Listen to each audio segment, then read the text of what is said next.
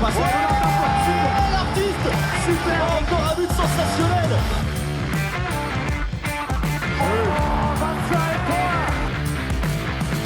That's a brilliant bit of follow-up play by Mahe. Oh my goodness me, what a shot. Sagosen setter det hen! Han setter den! Vi i semifinale igjen! Hello everyone and welcome to the Uninformed Handball Hour. We could not continue 2022 without settling who is the best women's handball player of 2021. We did it for the men just before the end of the year, and now we're going to get it in before the IHF do, and they decide who the player of the year is at the end of March. We did plan to have the whole team here because we have Brian Campion. How are you, Brian? Not too bad. And we have Laura Agena here as our resident women's handball expert. How are you, Laura? I'm good. How are you, Chris? Brian, how are you? It's good to have you back on. And we couldn't do this one without you, that's for sure. And we also had Alex planned. And we're actually recording this on a Tuesday. We had originally planned to record it on a Monday. But then Alex wrote a couple of hours before, "Sorry guys, I've just been called up last minute to play for the first team at his club. They don't have any other line players, so I have to play. And we're meeting when we were about to record." So we're like, okay, that's fine. No problem. We'll see if we can reschedule it for Tuesday. Laura was fine with that. And then Alex's evening took a turn for the interesting. Now, let me just see what he's written here. And he said, "I just had the maddest game. Finger dislocated. Our goalkeeper popped it back in. I came back in the second half, scored 2 goals in a row with the scores level, and we won 23-21. It was like heroic effort here from Alex Kulesh. And he posted it in 2 different WhatsApp groups I was in. That's how proud he was of himself. I didn't know that now. And so I had a plan to talk to him about this and let him tell this story. I'm sure he will tell this story at some point in the future. But then, again, just 2 hours before recording today, another excuse came up. "Sorry guys to do this at the last minute, but I'm on my way to the hospital to get an x-ray on my finger because it's swollen a lot up over the course of the day." So, understandable. I think a good reason for Alex not to be here, but we'll have Laura fill in on Alex's knowledge as well.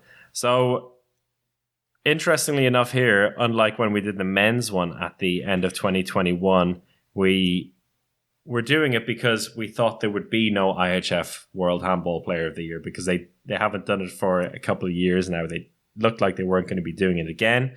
So we went and we decided it for ourselves. In the end, Mathias Gidsel was the winner on the men's side. I think a deserving one as well. And it only came up then, we spoke about on the last podcast, that the IHF have given nominees for both the men's and women's one. Now, what we're going to do, similar to the men's one at the end of the year, is give our own nominees in different areas of the handball year in 2021, and then we're going to fight among ourselves, or maybe we'll all be in agreement as to who the women's handball player of 2021 is. So Brian is going to cover the World Championship, which took place right at the end of the year. I'm going to cover the Champions League. Alex was going to cover the Olympics, and we're going to have Laura, as the biggest expert among us, give like an overall impression and an overall pick of 3 players. But instead, she's going to do the Olympics as well, and then we can get the overall impression at the end when we make a final decision. So maybe before we go into that, we can go through what the IHF nominated. And I want to get both your opinions on this.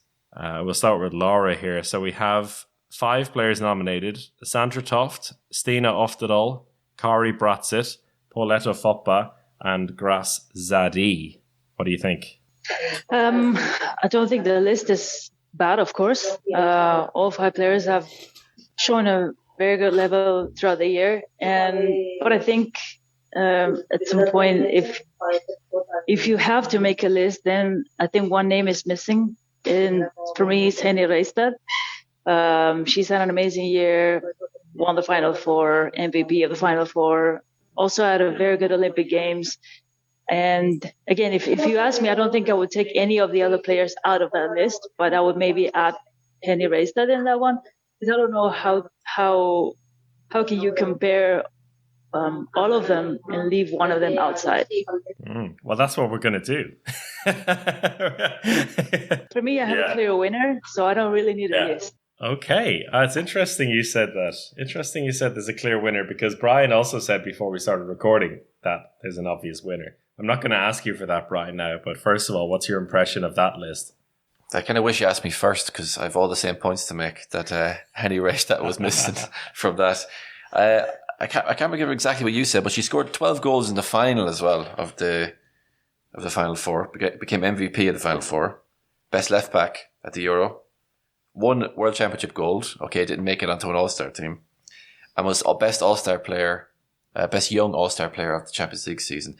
And all that, and she's only 23. You kind of forget that. You feel like she's 27 or something like that. She's still only 23 years old. So I'll stop talking right now before I... I feel like we're already kind of crossing over here a little bit, particularly when I've got the Champions League to cover. But how about we start with the most recent event then, and the World Championship, and we're all going to give 3 nominees. They could overlap here. I mean, I have a couple of backups just in case we need to shake things up a bit. But we'll start with Brian and your 3 nominees and why they were the best players from the World Championship. Right. So I'll start with someone I didn't nominate, because that feels right somehow. I'll start with Natalie Hagman didn't make the cut. And didn't make the cut just because I think it was incredible, the 91 goals she scored, but somehow elevated by a huge amount of goals against the likes of Kazakhstan. And I think it just didn't sit with me somehow right. Even though from here on out, we're going to see that probably pretty much at every World Championship where you might have top scorers getting into the 90s, into the goals, with the introduction of some of these smaller handballing nations. So while she had an amazing tournament, I'd say she's probably 4th, if you know what I mean, on my list of nominations. I wanted to put a goalkeeper in, just because I like to be fair and balanced. And it was very difficult. I remember when I was watching the tournament, it was very difficult to pick between Reinhardt and Toft. I remember we were talking about it when we were watching the World Championship back then. We were saying, God, it's a real toss-up who's going to get nominated for the All-Star team. And it was literally game by game or half by half. You're thinking, some absolute incredible saves by both keepers. And I think Reinhardt in the end had the better save percentage, but faced fewer shots. But it was very, very close in the end. I think Reinhardt finished on 50% for the tournament, which is absolutely incredible. But Sandra Toft saved 80 out of 188 shots. But I do remember her towards the latter end of the tournament being a little bit more pivotal. So I gave her the nod here. So Sandra Toft will be my goalkeeper nomination. Can I just say on Althea Reinhardt, I love the use of the word shots faced. Yeah, oh, yes. Who can forget? I mean, Toft maybe gets the nomination, but yeah, very graphic. That was subconscious. Althea Reinhardt, well, she became famous in a completely different way with that mural and the shot to the face. Laura, do you remember who took that shot? I think it was Alice Toblon, right? And very good. It was at the very beginning of the match, and if I'm not wrong, maybe yes, I'm wrong, I think she was top scorer of that game, or at least she was very important throughout the entire game. And now if you look at the changes of the rules that we have this year, then maybe she would have missed that semi-final. Yeah, she did have a great game after that. It reminds me of the old thing that former teammate, I think of both of ours, Brian, Gianni, an Italian player, who once told me, if you miss your first shot, it's okay. But if you miss your second shot, with the third shot, you have to hit the goalkeeper in the face. Then you won't miss anymore. Wise. Wise words. Wise words from a different school of handball, I would say. Yeah, the red card school of handball. All right, so you gave us 2 so far. You gave us 3, in fact. But did I? No, you gave us 2. Yeah, no, I gave 2. Not in your actually, 3. I only gave you 1, actually, technically. Yeah, technically, yeah. My second nomination then would be Miss Solid herself. That sounds wrong. No, Miss Solid. No, Miss Stable, let's say. Carrie Bradsett, who got MVP of the whole event, was just so stable throughout the whole tournament. I think he got 7 goals in the semi, 5 in the final, and just that's what you want your line player to be, is stable and not dislocating your fingers. So she didn't do that once. So that's already has an advantage. Or if she did, she didn't complain about it. Yeah, or send it to multiple groups. He didn't send the hospital one into 2 different groups, I'd say, though. No, anyway, no, just us. Just us. So Carrie Bradsett would be the second nominee. And then I was conflicted then about having a second Norwegian. But I don't want to give too much away here, but my top nomination will be to Henny Reistad. She won World Championship gold. And I feel like it was maybe not her highlight event of the whole year, but I'm putting her in for the reason that I think she had a wonderful year overall. So if I didn't nominate her for the World Championship, my argument wouldn't hold any water. So I'm putting her in here as nominee. She was in the All-Star team as well for that World Championship. Left back, yes. Yeah, and was the top scorer in the final. So, I mean, you can't really complain with that. That's pretty good going. True. Yeah, that's good going. All right. Any other people outside of those top 3/4 that you want to give a shout out to, or you feel like you've given everyone the love they deserve? I mean, obviously, you had some of the French players who had pretty good tournaments. We had Fopa, who we talked about earlier. Cameron Martin sticks out in my head somehow as well, I remember. Yeah, Cameron Martin, also a good shout there, also because she's come back into the Champions League. Laura, we're going to give you a broad range at the start of this, but now we're asking you to be a bit more specific with the Olympics. And you were actually there in Tokyo, but because you were working at it, probably means you didn't get to watch that much. That is exactly, that's what I told you earlier. It was very ironic, but I was there from the team's arrivals at the village and up until the very end. But if you ask me what I remember from the Olympic Games, it's just tiredness. I don't remember parts of games or any specific moment. I was fortunate enough to watch the finals, both of them. But if I have to go with players that I think had a very good performance during the Olympics, maybe in this case we will not necessarily overlap, and one of them in particular will not be in the list or in our final list for the overall performance of the year. When I'm talking about Anna Viajideva, I think she had a very good Olympic Games. And she was pivotal in the semifinal against Norway once again. But I think then if you look at the end of the year in which she, had to take a rest and decided to stop playing, and I think only now she's resuming trainings with Rostov Don. I don't think she will actually make it in the final list, for 2021.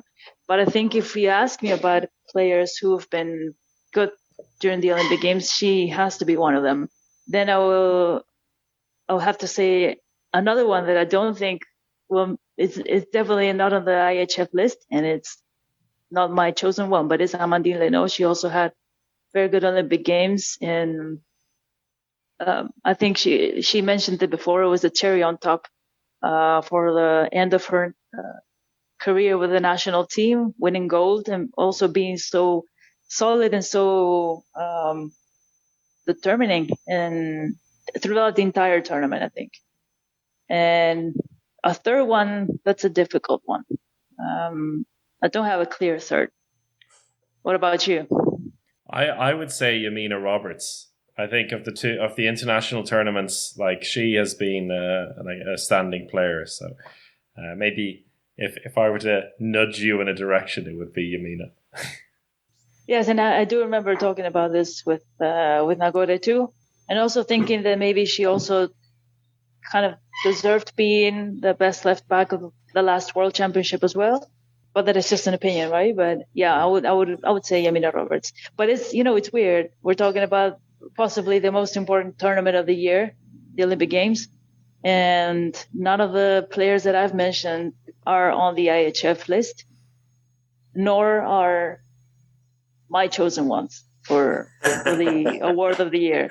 Okay. But it's weird, but it's just one tournament. It's only 15 days. So I guess it's important to be in shape for those 15 days. But in the overall performance of the year, how much does it add? Like how much weight? Merit. How much weight? Yeah. Because for me, I don't want to give it away now. I won't say it now, but you won gold.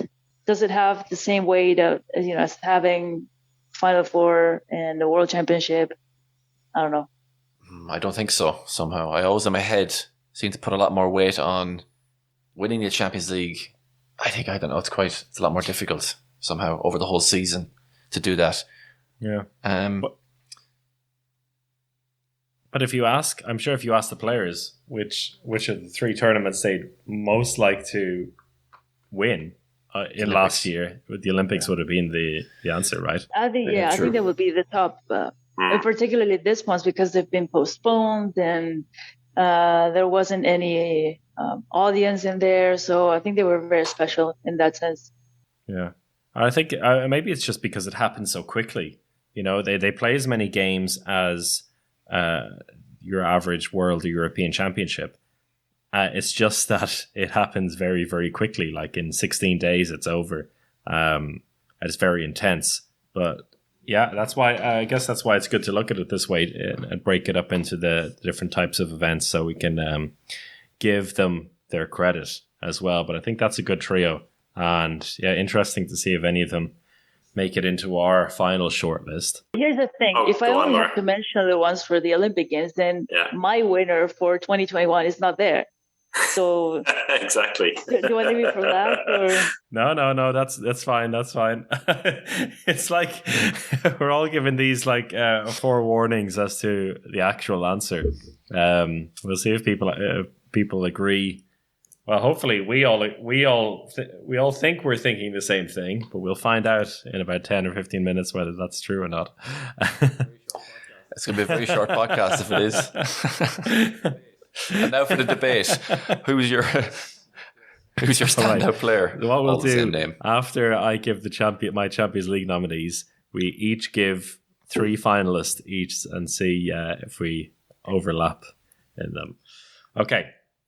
So, on to the Champions League. And for this, as it's 2021, I have to consider the second half of last season and the first half of this season. I'll give some stats, though, for the overall season, particularly in the case of the first player I've nominated because they were just astonishing. And it's Anna Gross, who I think when we talked about her early in 2021, it was like she's the best handball player in the world. So there was a period, particularly the first half of the year, where everyone saw her as at a completely different level compared to everyone else. She ended up with 135 goals in the Champions League last season, which is quite astonishing. And when you compare it then to the rest of the top scorers, so like Christina Niago was on 115.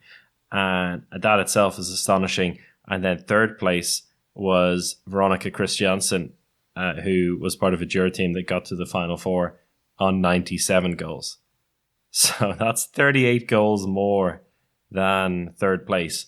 So she was just on a different planet for Brest Bretagne. and she was one of the main reasons why they got to the Final Four. I don't think she was able to, she helped them get to the final, which I think was a big achievement for Brest, beating Jura in the semi-final, and then came up against you-know-who in the Vipers team in that final.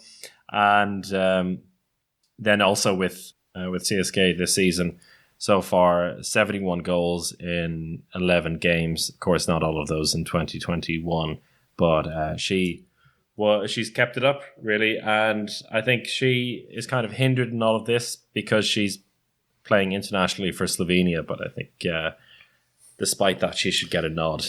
Yeah, just for a bit of context on that as well, in the 1920 season, the top scorer was Jovanka Radicevic, and she scored 97 goals. So the top three goal scorers would have been probably the top goal scorer in a normal season. And the season before that, then in 18-19, Lynn Sulland scored 89 and was a top scorer. So you can see just how bonkers those numbers are when you have the top scorer scoring 135, and then even number 2 and number 3 probably would have been top in a different season. A second nomination is Henny Reistad, for reasons you've all mentioned already. 22 goals in the EHF Final Four, 10 in the semi-final, 12 in the final against Brest. And the crazy thing for me about that was that 22 goals was a quarter of her goals for the entire season. So she really stepped it up towards the end. And it wasn't just at the Final Four, but I also remember in both of the knockout rounds as well that she was really instrumental. It was against Rostov, I think, at the quarterfinals, wasn't it? And they played Odense in the last 16 of the playoffs. And there were times where she basically decided, as she often does, is like, okay, it's my time to score a bunch of goals here. And she did exactly that. Made the move to Team Esbjerg then, which was a bit of a questionable one, particularly as she ended up winning the Champions League with Vipers. People were wondering whether that was the right thing. Also because Esbjerg weren't guaranteed to be in the Champions League. They scraped in the end, and she scored 77 goals so far this season. So she has been a leading light for them, just like a different level player. And when she scored those 22 goals, she was 22 years of age, now 23. And she'll be part of these discussions for many years to come. That's all I'm going to say about that for now. We'll talk more about her later.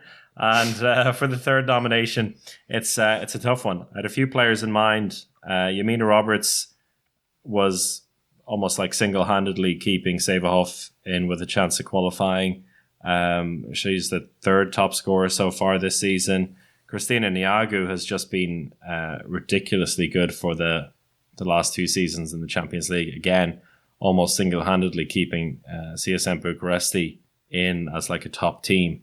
And it's crazy to think that, less than 2 years ago, she was, in Robert's case, it was just over a year and a half ago, or not even, where she gave birth. Niagu had her, I don't know which number knee injury it was, but she managed to bounce back from that. Both of them playing incredibly well. Sandra Toft was amazing for Brest last season and has been very good for them this season as well. And you mentioned her there, Brian, as being the top scorer from 2 seasons ago. She was 4th last year and currently 4th this year. Jovanka Radicevic is just a Champions League player through and through. It's amazing how she keeps going. So maybe he deserves a bit of a shout out as well. But if I were to choose one of them, I think it would be... we have to give Niagu a shout. I think as long as she's playing handball, she has to be like a shortlisted player. So Niagu gets that. But I feel like she's one of those players, like she's always there. Do you necessarily need to put her on the list? Because like she's constantly good. And then for one particular year, maybe she's not as astounding as she always is. But that doesn't necessarily mean that she hasn't been good. But there are some players that, maybe don't get that same consistency throughout the year. So I think it's worth giving a shout out to someone else. Now that we've heard all of our opening statements, it's time for the arguments. And We'll start with Brian. What are your shortlisted three after all of that? Oh, let's remind us of the three we all took. So mine were Carrie Bradsett, Sandra Tuft, and Henny Rystad. Okay. Yours, Chris, were Anna Gross, Henny Rystad, and Christina Niagu. Mine were Anna Vyakideva, Amandine Leno, and Yamina Roberts. But still, my winner is not on the list. So I'm going to go for, in no particular order, number 1, Henny Rystad. No particular order there now. Then I'll take. Do you know what? I'm going to take Jamina Roberts just because it's quite the story, you know, and she really seemed to have transformed herself in that whole year. So I just love that, and I really enjoyed personally watching her play. And then, so in between Niagu or I'll go for Niagu because of of pure consistency. And as Laura said, she's so good for so long and always thereabouts that she kind of becomes part of the furniture, and everyone thinks, it's just Niagu. So I'll put her in there. So mine will be Rystad, Niagu, and Roberts. Okay, Laura. Okay, so again, I think I gave it away before when I said I didn't mention her. So now when I mention her, you'll know. I would say Yamina Roberts on the third place, Henny Rystad on the second, and my winner would be Grassadi. The good thing is she's on the ICHEP list, so there was no need for me to mention her in for the Olympic Games, which I also think she did good. But my winner is Grassadi, and if you need for me to give the reasons why I chose her, you can do that in a minute. Okay, yeah. Now, I've forgotten you were going to go for Grassadi. I remember you hinted at her before. So I think actually at the end, it is going to be a fight because we don't agree, which is good. Which is really good. Well, I even mentioned it last year. I think last year, one of the last times I was on your podcast, I even mentioned it. Yeah. Now, I'll let you explain why she's been so good in 2021. Another player who isn't going to be in the list in the end, but deserves a shout out, is Bruna de Paula, who has been really, really good in 2021. And I think it hurt her a bit that she wasn't playing in the Champions League in the first half of the year. The player who Anna Gross challenged me to name as the best one-on-one player in the world at the HF Final Four last year.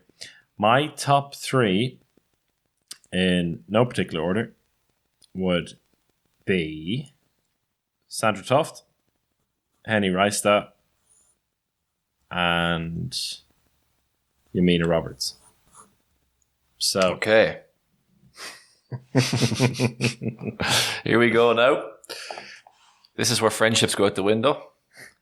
Laura, can you convince us why Grassadi is better than Henny Rystad in 2021?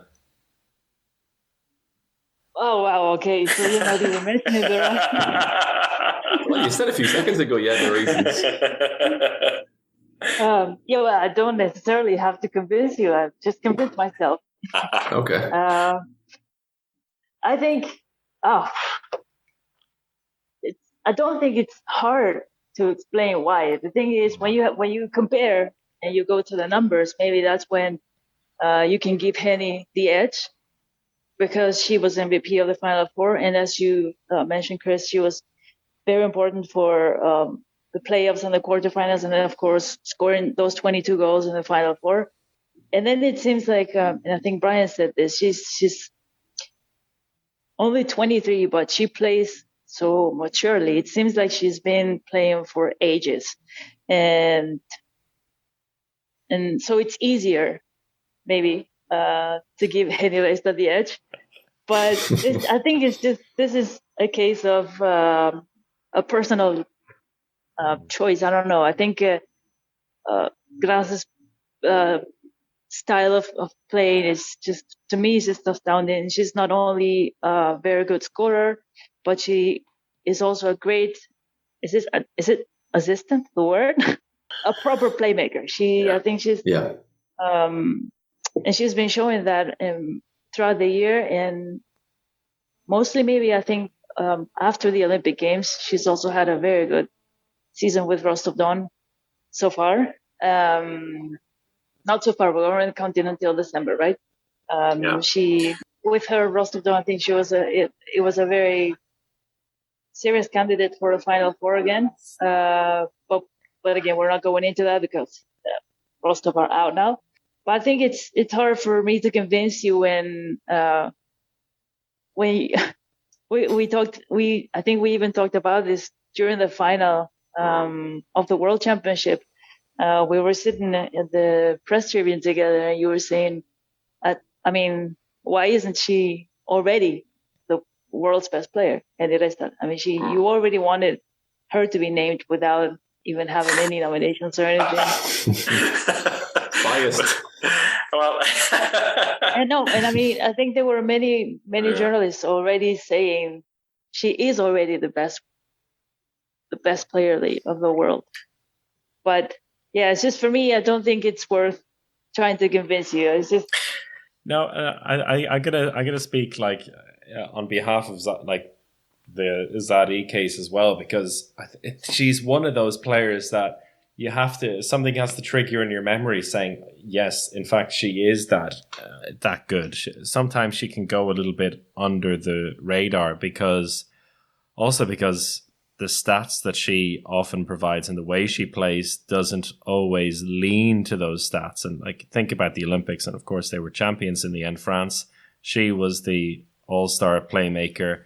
There were times particularly in the important games for France at the World Championship as well, where she just played it completely at a different level to everyone else. I think it was in the semi-final against Denmark, where she completely dictated the entire game in the second half. She decided what pace it was going to be played at all the time, because she knew that's how they're going to win it. And yeah, maybe it's just that she's the smart person's choice for this, which is why you're here, Laura. Whereas on the other hand, you have...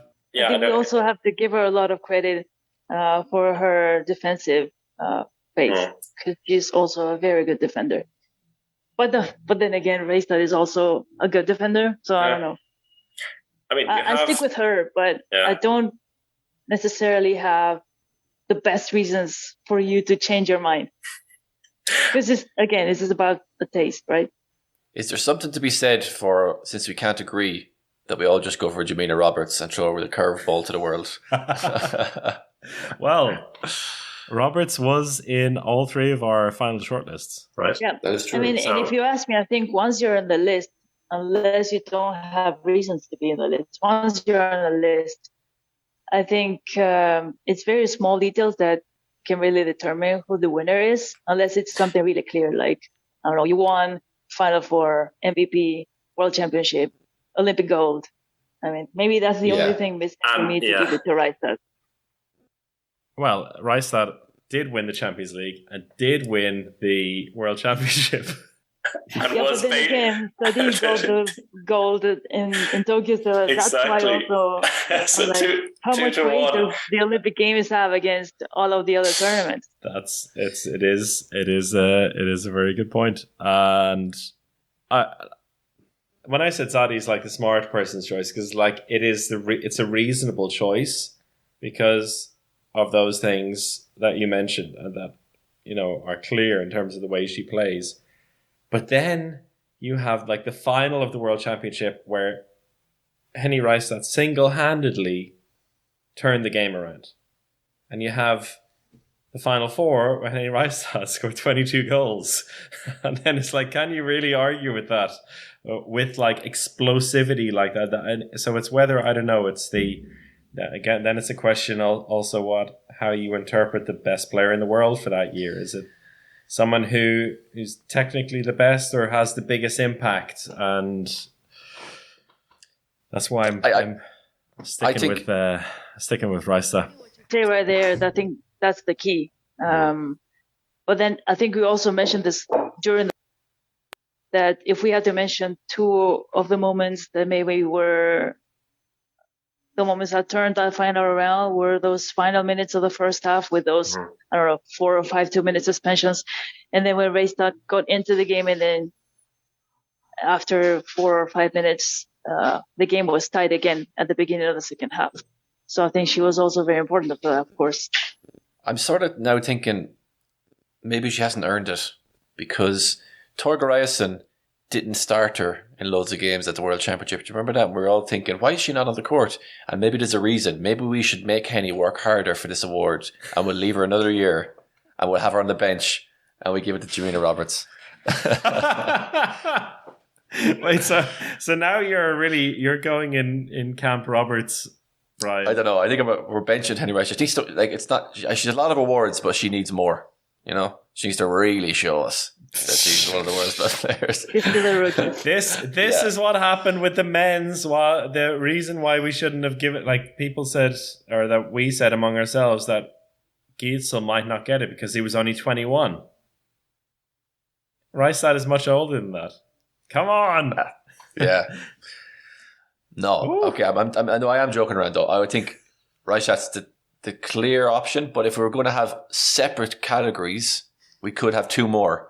So we could have Reistad Player of the Year, the People's Champion, Grace Addy, and the Feel Good Story, Jamina Roberts.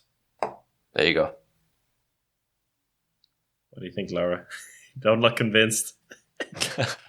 I mean, as I said, for me, even from the end of 2020, Gras that he was already the best player of the year for me. But if we have to give an award, I know. But we didn't. I don't think we talked about this for 2020. I would have chosen her as well, or maybe by then it was between Oftedal and her. But I think right now, maybe if I have to agree with you, then you don't have to agree with us. The podcast just keeps going until you agree with us. If I don't have to agree with you, then my winner is Sadi. Of course, I weighed everything, and if you go to the numbers, as I said before, I think Henny Reistad is the safe choice. Is almost like the clear choice. But I think the way she's been playing, the way that he's been playing has been determining, and she doesn't have to score 22 goals in a weekend to kind of like prove what she's capable of. So for me, she's the winner. Okay, but I can accept that Henny Reistad is your choice. What I think is unacceptable is that the IHF didn't even mention her on their list. Yeah. That is worse because that is. But you know what's interesting? Have the word for that. What's interesting as well, we haven't even mentioned Steen Oftedal. Did anyone mention Steen Oftedal in this conversation? Not mentioned at all. I haven't, but it's one of those. It's just like Niago, like you mentioned before. There's a group of a very small group of players that you can always name, and it'll be fine. That's what worries me about the IHF's list. Is that, I mean, there are 5 players there. They're all very good, but there are some big names not there. And two of our top 3, it seems, Roberts and Reistad, are not there. I think this one, so we've all given our personal winners. I think this one is going to have to go to a public vote for the unofficial, uninformed Handball Hour Player of 2021. So we're going to have to put that on the socials. On the men's side, we all agreed in the end, and then the public agreed. So we're going to have to throw it out there to a vote. I think that's easy. I mean, you can call a vote, but I think you have to vote for Henny because I'll tell you why. Because if you don't have a chance to vote in the real list, then of course you're going to vote for her when you see her on some list. Yeah. Yeah. Well, I don't know. Maybe Jamina Roberts wins it and it surprises us all, and we're all there pie on our face. I mean, that's going to be it now. Like the uninformed handballer is going to be pushing the Reichstag vote. Emil Berggren is going to get wind of this and push it on Seva Hoff for Roberts to win, and then Playmaker Women's Handball is going to push the Zadie vote. And for the record, I spoke with Nagore before talking to you, and we both agree that that's the best play of 2021. So it's a tie at 2-2. It's a deadlock, yeah. And I don't know who Alex would have gone for. Maybe I'll ask him now, and then by the end of the chat we might have an answer. But in the meantime, before we finish the podcast, and I'm really glad we actually have ended up with a more heated discussion than the men's one, which is wonderful. Let's look ahead to the second half of the women's EHF Champions League season while we have you, Laura. Yeah, it's all a bit of a mishmash now, I think, because of the exclusion of the Russian teams. So we have 3 playoffs now coming up, and it's Odense against Brest, Borussia Dortmund against Metz, and Krim against FTC. But Borussia Metz is actually a quarterfinal, basically, because Rostov-Don will not be in the quarterfinal waiting for them. So the winner of Borussia Dortmund versus Metz will go to the Final Four. And then we also have Dürr, Vipers, CSM Bucharesti, and Esbjerg waiting in the quarterfinals. So now that we know who's left in the competition, what do you expect from the knockout rounds? Yeah, for the one you mentioned between Borussia and Metz, I don't think Borussia will have many chances there. Of course, it's 2 games, but the way Metz have been playing, and also they may start the quarterfinal at the very end of the group round. So I don't think Borussia will stand a chance there. For Brest Odense, that's a tricky one. I think both of them have not been very consistent, and in the last stretch, both of them did very good. If I have to go with one, I would like to see Brest again in the quarterfinals, and then the other one was Krim FTC. I think FTC maybe has the edge in there, but I think we've mentioned this before in previous conversations. The way FTC has always given the impression that they can go for it, but when it's money time, it's like something happens and they fail to do it. So I think it's a tricky one, but at the same time, Krim was really close from being out of the playoffs as well. If they can find their pace, maybe they will have a chance, or at least they could maybe win the home game, and then it'll all be. I don't know which one is the first one. Yeah, Krim will be at home for that. Yeah, for the first one. And Krim have been improving though as this year has gone on. They seem to be finding a bit of chemistry in the team because they have a lot of good players, but just weren't able to play together earlier. I think one of them particularly has been outstanding almost throughout the entire season. That was Barbara Reinhardt. I think she's one of the top goalkeepers in the competition so far, considering both groups. But then, of course, she can only do so much.